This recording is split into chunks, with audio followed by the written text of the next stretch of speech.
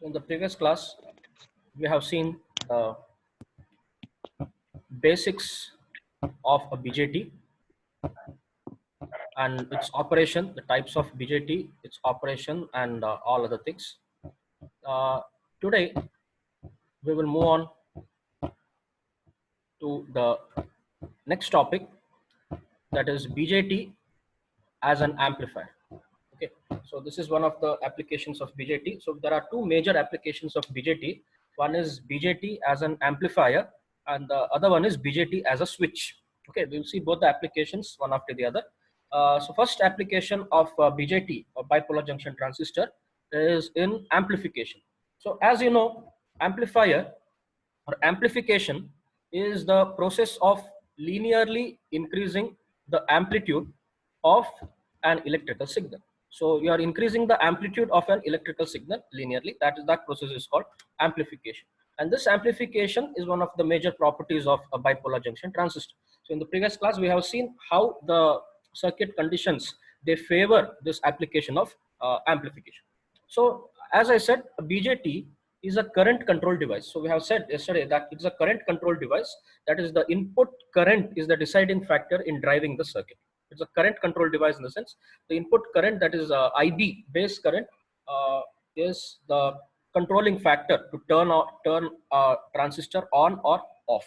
Okay, a BJT amplifies the current because the collector current is equal to the base current multiplied by current gain, beta. So we have seen this equation yesterday. Collector current is equal to beta DC into IB. So because of this, this beta DC is the current gain multiplied by a small current will give you a large collector current. So using this particular equation, we can go for amplification. The base current in a transistor is very small compared to the collector and emitter currents, right? This I have told you yesterday. Collector current and emitter current, if it is in milliamps, base current will normally be in microamps. Okay, so we know the equation IE is equal to IC plus IB, right? In the transistor, in the BJT, we know emitter current is the sum of collector current plus base current. If base current is very small compared to IE and IC, this IB can be ignored, and we can write IE is approximately equal to IC. Okay. This is the circuit. Actually, this is a circuit for basic transistor amplifier. Okay, so this is the transistor. Since the arrow mark is outside, this is an NPN transistor. This is the base terminal. This is the collector terminal, and wherever you have the arrow mark, that is the emitter terminal. Okay, now you have connected the inputs, biasing voltages to this. At the base, VBB is connected, can call it VB or VBB. It is connected, okay, through a resistance, base resistance RB. Fine. So here, there is ground here. Here also there is a ground. So instead of showing two separate grounds, sometimes you can also draw a line here, a straight line everywhere, and take it as a common ground. Okay. So that is also possible. Instead of taking separate grounds, showing separate grounds in the circuit, we can draw this entire line here and show only one ground. That is also one way. This is also another way of showing the same circuit. Okay. So next, this is VB, the base voltage, and that is connected to a base resistance. Then there is voltage connected to the collector VCC, that is connected through collector resistance RC. Okay. So this is the circuit. Now you are giving some AC input to this, which we need to amplify. Okay, an AC input supply voltage Vs is given, and you are using a capacitance, that is the input capacitance you are using here. This is the input that is appearing at the input terminal of the transistor. This is Vin. So if this Vin, it's a input voltage which varies along VBB. VBB is a DC voltage, it's constant. So it is, since you are applying Vs at this terminal, so its peak value will be Vs. Okay, its peak value will be Vs. So it is varying across VBB. So this is the input voltage. The voltage from at the base terminal to the ground, voltage from base terminal to the ground is indicated as VB. Okay, since it is a AC quantity now, we are indicating small letter b to indicate the AC value. Okay, small letter b indicates it is an AC value. Then the voltage appearing at the output is taken across the collector, that is the output voltage, and that voltage, across the collector is again an AC, because there is an AC input given here. It gets amplified and it comes at the output, right? So that voltage is VC, and it is varying across VCE, because the DC value of the output voltage, it is VCE. There it is oscillating across VCE. The changes, that are obtained at the output is because of the changes in the input, but here it is amplified. And one more thing what you can see is the input voltage, it starts from 0, goes to the positive, then comes to 0, and then goes to the negative.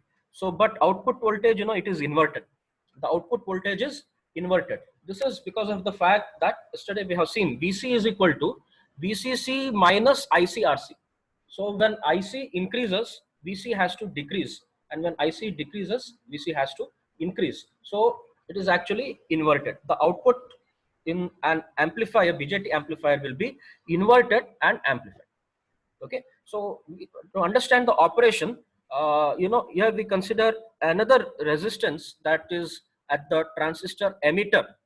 Okay, so here we show it as RE with R small to indicate that it is AC resistance.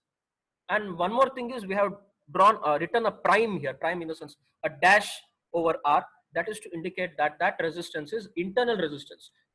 It is not connected externally. You're not connected any emitter resistance externally, but this is the emitter, AC emitter resistance, AC emitter internal resistance that is present in the transistor, right? So internal resistance in the sense, when a transistor is built, at each terminal there will be inbuilt resistance. That is it. That is called the internal resistance. Because of the circuit, the materials, there will be some resistance. That is the internal resistance. If you connect a resistance externally, that will be external resistance. Okay. So this RE dash is internal emitter resistance. That is actually the AC resistance. Okay. We will use that in the explanation. So this is a basic transistor amplifier circuit. Here the voltage, AC voltage Vs, is superimposed on the DC bias voltage VBB by a coupling capacitor or a capacitive coupling as shown. So this, it adds to this VBB. Whenever Vs is positive, it will be positive. Whenever Vs is negative, this will be reducing. So it is acting along with VBB. So it is superimposed with the DC bias voltage VBB. Then the DC bias voltage VCC is connected to the collector through the collector resistor RC here. Okay. Then the AC input voltage produces an AC base current IB. Because there is an AC input voltage now, the base current will be AC base current, and we can call it IB with small b. Small letters as subscript indicate that the particular quantities are AC quantities. Okay. AC input voltage produces an AC base current IB, which results in a much larger AC collector current IC. Okay, this results in a much larger AC collector current IC. This because of the equation IC is equal to beta DC into IB. So if you take AC values, even there I with the small c is equal to beta AC in that case multiplied by I with a small b, right? IC is equal to beta into small b, beta into IB. So that means if there is a small AC base current, that causes a large AC collector current. This AC collector current IC produces an AC voltage across RC, that is called a VC. Okay, so this AC collector current IC produces an AC voltage across RC, that is this VC, thus producing an amplified but inverted reproduction of the AC input voltage as shown in the figure. So that is how you get this thing. Okay, since you have connected this AC voltage, this causes an AC current. That AC base current causes AC collector current. That AC collector current causes AC collector voltage, which is amplified but inverted version of your input. The forward bias base emitter junction presents a very low resistance to the AC signal. So we know in a circuit, when you are using it as an amplifier, the base emitter junction, this is the base emitter junction, this has to be forward bias. This is forward biased here.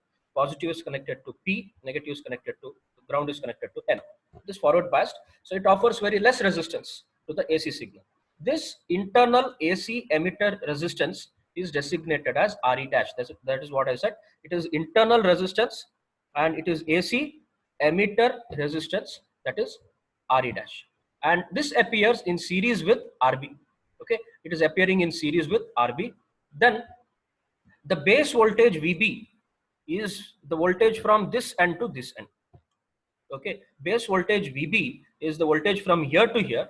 You know the voltage equation, voltage is equal to V is equal to I into R, that is current into resistance. So what is the current flowing here? From here to here, you know what is the current flowing in this path? The current is, this is the emitter terminal. So the current is IE. Okay, so this is the emitter terminal. So the current is IE. So yeah, the current is IE. Okay, AC current IE multiplied by the resistance. What is the emitter, AC emitter resistance? It is RE dash. AC emitter resistance is RE dash. So voltage is current into resistance. So you can write voltage as VB as current IE into resistance RE dash. Okay, so this is the base voltage IE into RE dash. Next, at the collector side, the AC collector current VC, the collector voltage VC is AC voltage drop across RC. It is the voltage drop across this RC. So what is the voltage drop across RC? It is IC multiplied by RC, right?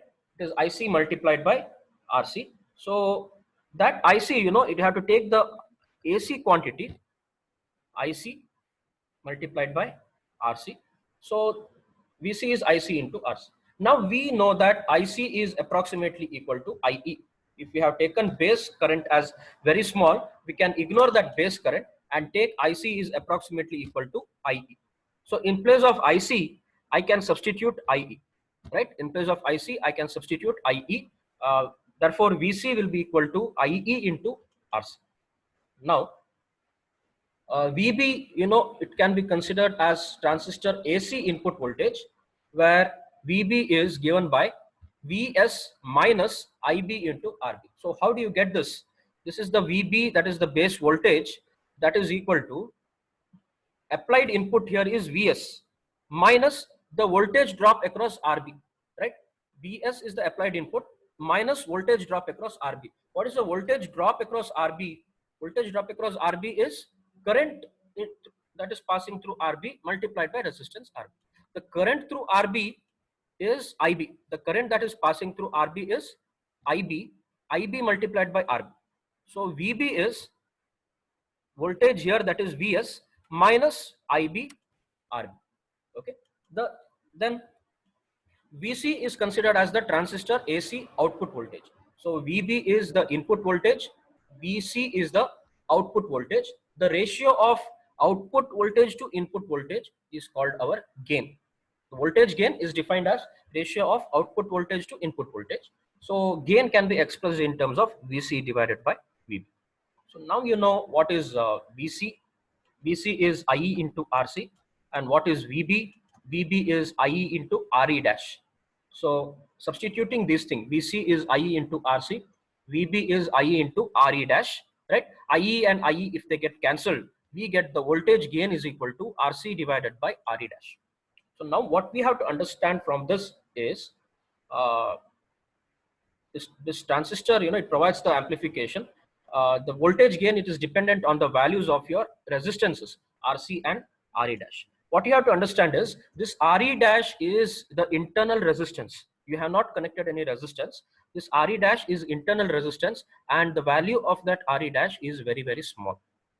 Okay, whereas RC is the resistance that you have connected externally in the circuit, and its value will be larger, right? It may be 1K or 10K, something larger, right? So that's why if you take the ratio of RC divided by RE dash, it will be very high.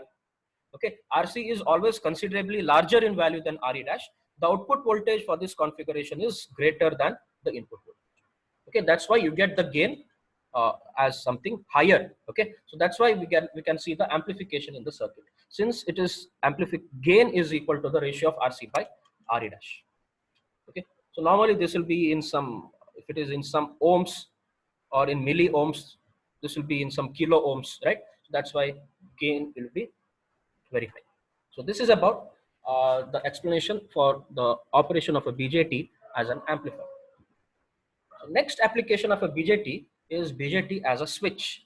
So we have said, in the common emitter configuration, whenever the transistor is in active region, it works as an amplifier. But when it is in cutoff region or saturation region, the BJT works as a switch. So this is another application of BJT is in switching applications. So we use BJT as a switch in many digital circuits to turn something on or off.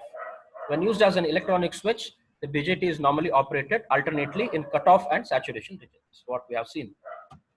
So this is actually the circuit or the switching action of an ideal transistor. This is a transistor, here you have connected the VCC. If you can show the connection of a VCC like this, this means this is with respect to ground. Here, you can connect the voltage actually.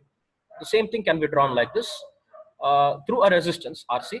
And here you have connected some input voltage or VBB. Here VBB is taken as 0. We have connected that through RB. So what you can see is whenever you do not connect any voltage, or if you connect 0 here, okay, so this will act as an open switch. So that means it will be in cutoff region. Okay, the transistor will be in cutoff region.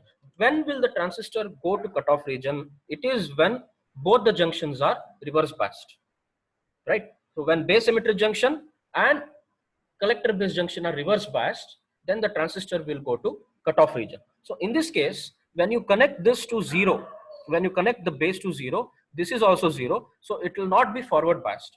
So base VCC is connected here, here 0 is connected, so this junction is reverse biased. So both the junctions are not forward biased, that means it is cutoff region. So in cutoff region, since you have not connected any base voltage, the base current is 0. If the base current is 0, that is if IB is 0, you know that collector current is dependent on the base current. IC is equal to beta into IB. If IB is 0, IC will also be 0. If IC is 0, that means no current is flowing into this in this path. Okay, if no current is flowing in this path, you can indicate this as an open switch like this. So this is the equivalent circuit. Sorry, this is the equivalent circuit of the open switch, wherein instead of showing a transistor, you can show a switch which is open. There is no connection between the collector and the emitter. It is an open circuit, right? Because there is no current flow in the collector. Why there is no current flow in the collector? Because there is no current flow in the base. Why there is no current flow in the base? Because there is no voltage given at the base input at VBB. If VBB is 0, IB will be 0. If IB is 0, then IC is 0. This means that the transistor acts as an open circuit. Okay, so this is one action of the switch, that is an open switch. This means it is off, the switch is off. To turn the switch on, you should go for the closed circuit. In that case, you need to provide some voltage at VBB. Some voltage at VBB. This VBB, something greater than 0. If VBB is applied as something greater than 0, then this junction will be forward biased, right? P will be connected to positive and will be connected to negative, that is 0. This junction is forward biased. When the junction is forward biased, the current starts flowing. There will be certain current IB, right? So this IB, if you make it sufficiently high so that it reaches maximum value of IC, that maximum value of IC is called IC saturation current. Okay, saturation collector current, IC sat, that is called saturation current. Okay, so when that current flows, it acts as a closed switch. A closed switch in the sense the switch is on. There is a current flow in this path from collector to emitter. Okay, these are the two states of operation of a switch. One is in cutoff region, it will act as an open switch or off state. In saturation region, it will act as a closed switch, or it will be in the on state. So yeah, it indicates illustrates the basic operation of a BJT. In the first figure, in figure A, the transistor is in cutoff region because base emitter junction is not forward biased. Both are connected to 0, so it is not forward biased. In this condition, ideally an open there is an open between collector and emitter, or an open switch. It's an open switch between the collector and emitter, which is shown in this equivalent circuit. In figure B, in the second circuit here, the transistor is in saturation region because base emitter junction and collector base junction both are forward biased. Okay, one more thing, it's not just the base emitter junction that is forward biased, even the collector base junction is forward biased. When the collector base junction can be forward biased, in the previous example, we have said that collector base junction in amplifier, collector base junction will be reverse biased. That means the base voltage will be lesser than the collector voltage. In case of a switch, if the base voltage has to be greater than the collector voltage, okay, so then larger voltage will be applied at P, smaller voltage will be applied at N, then this junction is reverse biased. Okay, so if you apply a greater voltage, if VBB is greater than VCC, then it will be collector base junction also will be forward biased, it will go to saturation. So base current is made large enough to cause the collector current to reach its saturation value. So with this large base current, it can cause IC to saturate. Okay, it can cause IC to saturate. Saturate means it will reach its peak value. In this condition, ideally there will be a short between collector and emitter. As you can see here, there is a short circuit here. Actually, a small voltage drop across the transistor, a few tenths of a volt normally occurs, which is called saturation voltage. So there will be the voltage drop across this will be the saturation voltage, that is VCE sat. There are some conditions we need to understand here. A transistor is in cutoff region when the base emitter junction is not forward biased.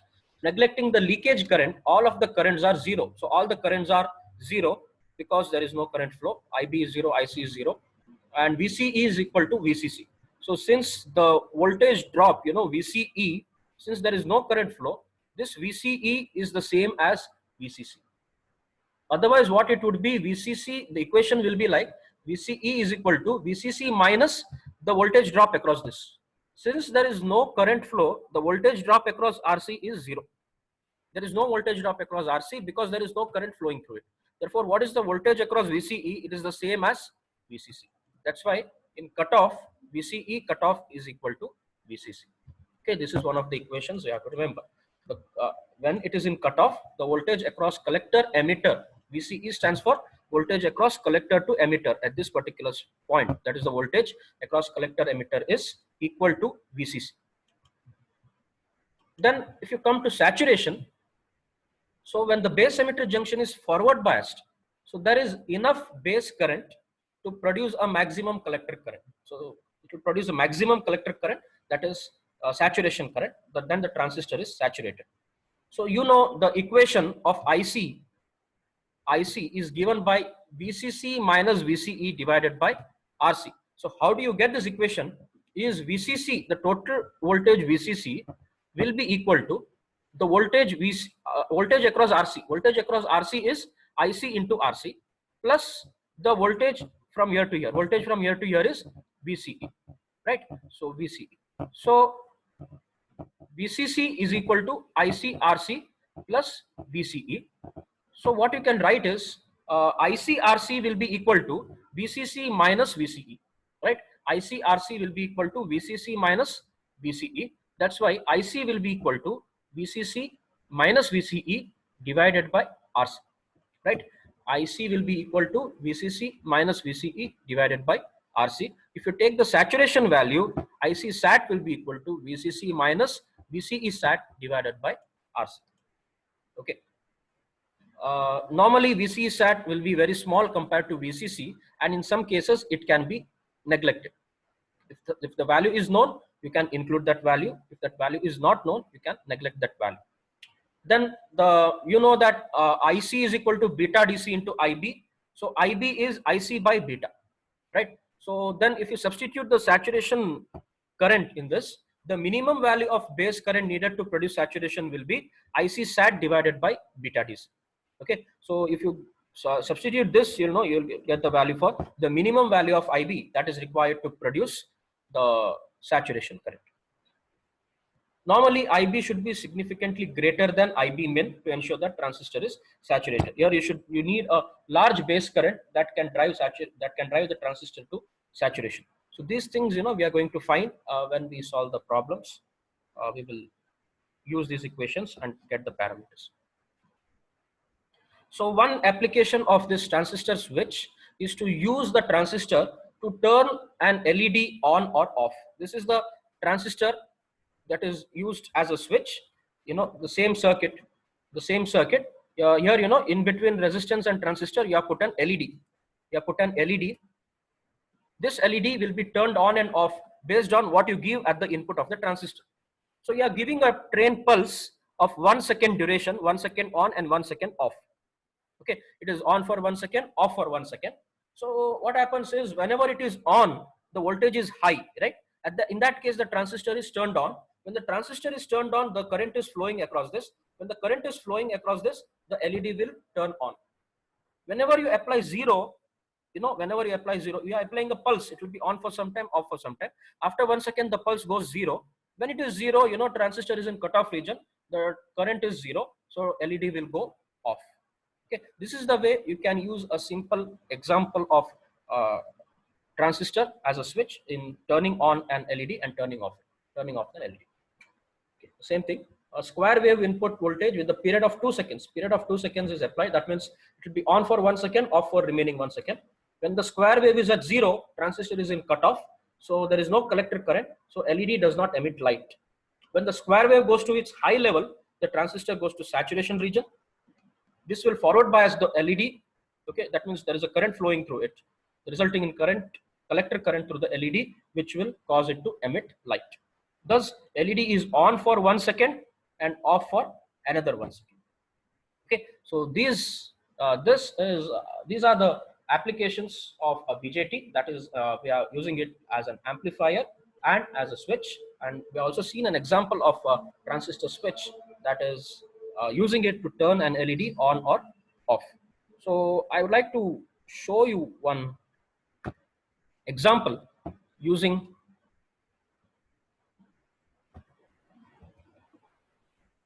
multi-sim simulator. So we will make this circuit and see how it works.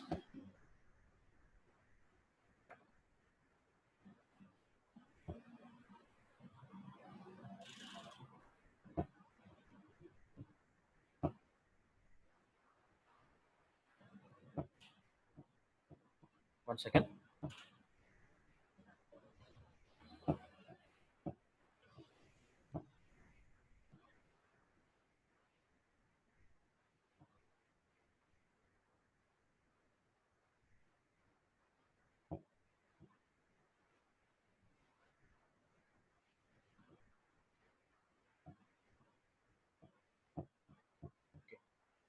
Uh,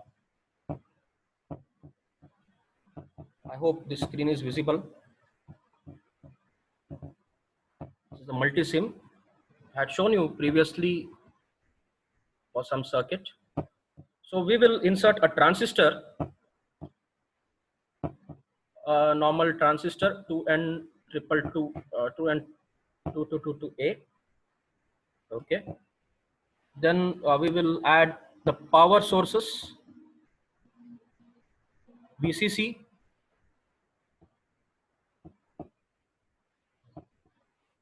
Okay, VCC, and we will add a ground.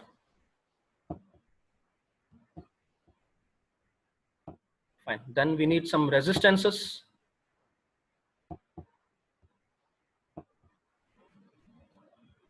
We will take this as 1K, and base resistance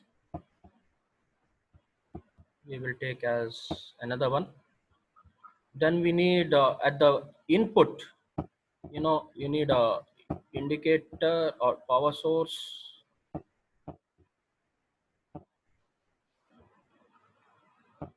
As a clock. Fine. Then we need an LED, right? LED in diodes. We will add one LED. Okay. So if you connect this,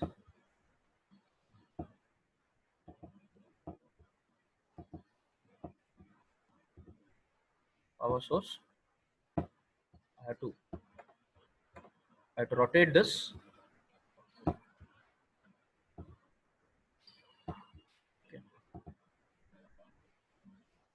This is my LED. So this source, if I keep the frequency as 1 hertz, 1 hertz means the period will be 2 seconds. So if I keep 0.5 hertz, the period will be 2 seconds, right? If I keep 1 hertz, the period will be 1 second. If I keep 0.5 hertz, period will be 1 by 0.5. That will be 2 seconds. So it will be on for 1 second, off for another second. So this is my LED. So what I can do is, if I just start playing,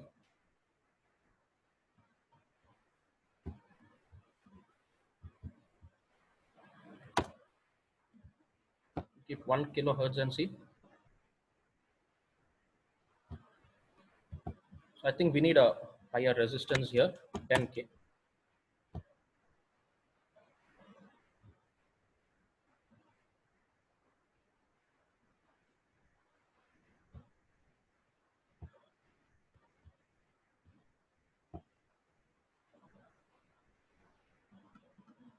So instead of this,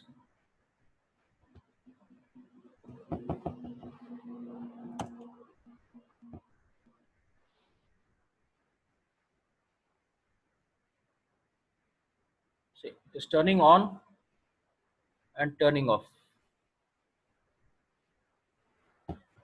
for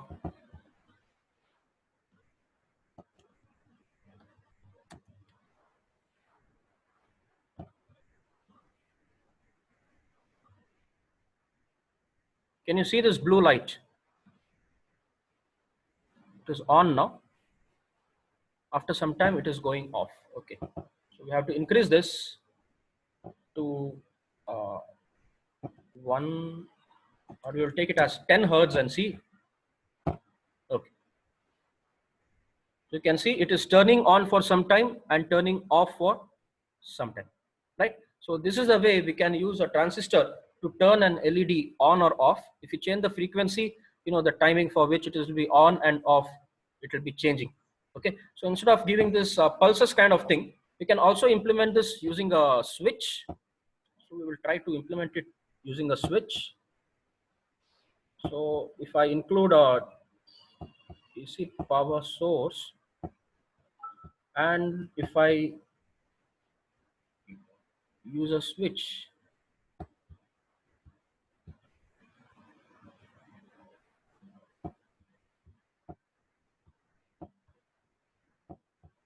okay, like this.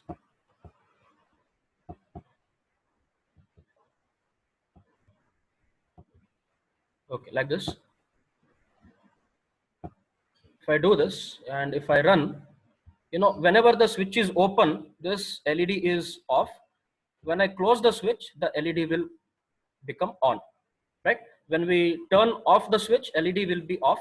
When we turn on the switch, LED will be on, right? So this is the one of the examples of how you can use transistor to control or to switch some devices or to turn some devices on or off. In place of this LED, we can have some other device, which will be functioning. And this is the way we can use a transistor as a switch to turn those devices on or off, right? So with this, I will stop today's class. In the next class, we will solve some of the problems, numerical examples, which have appeared in the old question paper based on the applications of BJTs.